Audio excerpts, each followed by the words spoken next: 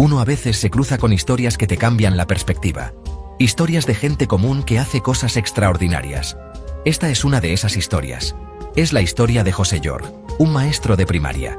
Un tipo de Formosa, en el norte argentino. Un lugar lleno de desafíos de realidades complejas. José no es solo un maestro que da clases y se va a su casa. No, él entendió desde el principio que su trabajo era otra cosa. Algo mucho más grande. Comprendió que el aula era el punto de partida para transformar el mundo, o al menos, el pedacito de mundo que le tocaba.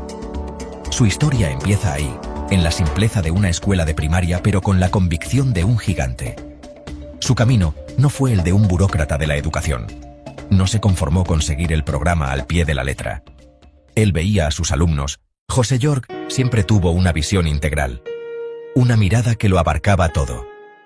Para él, el maestro no era un simple transmisor de conocimientos. Era un agente de cambio. Un protagonista fundamental en la construcción de una sociedad más justa.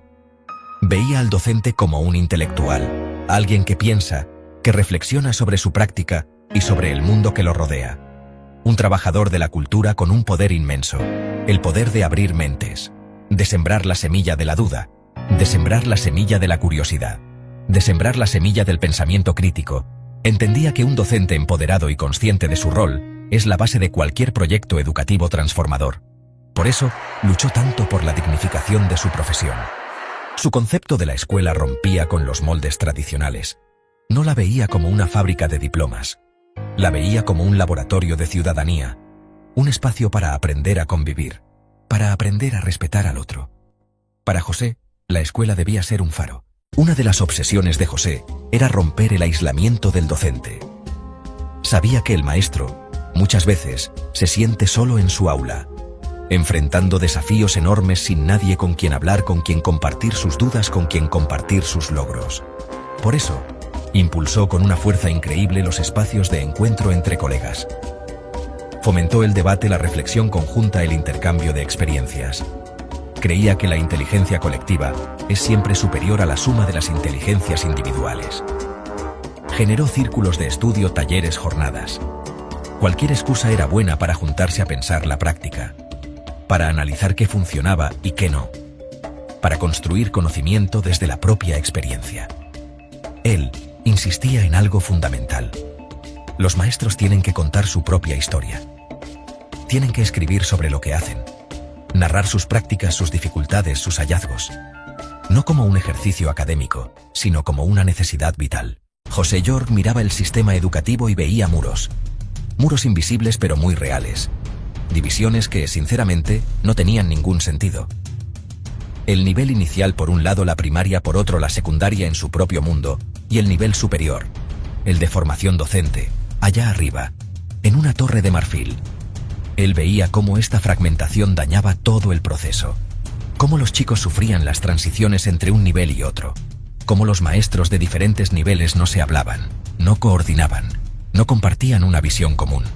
Parecían trabajar para empresas distintas, cuando en realidad estaban todos en el mismo barco.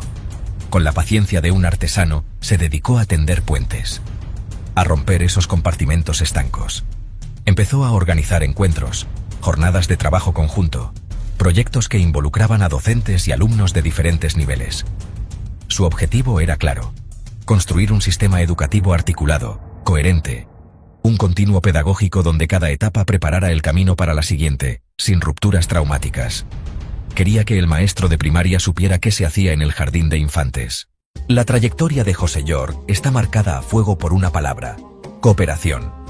Él es un apóstol de la pedagogía cooperativa, no como una técnica más, sino como una filosofía de vida, una forma de entender la educación y el mundo. Creía que aprendemos con otros y de otros, que la colaboración es más poderosa que la competencia. Llevó este principio a cada rincón de su práctica, en el aula con sus alumnos, organizando trabajos en grupo, fomentando la ayuda mutua. Fuera del aula con sus colegas, impulsando el trabajo en equipo. Para él, cooperar no era una opción. Su trabajo incansable y su pensamiento coherente trascendieron las fronteras de Formosa. Poco a poco, su nombre se convirtió en una referencia para la pedagogía cooperativa en toda América Latina. Otros educadores, en otros países, encontraron en sus escritos: hay hombres que luchan un día y son buenos. Pero hay los que luchan toda la vida. Esos son los imprescindibles.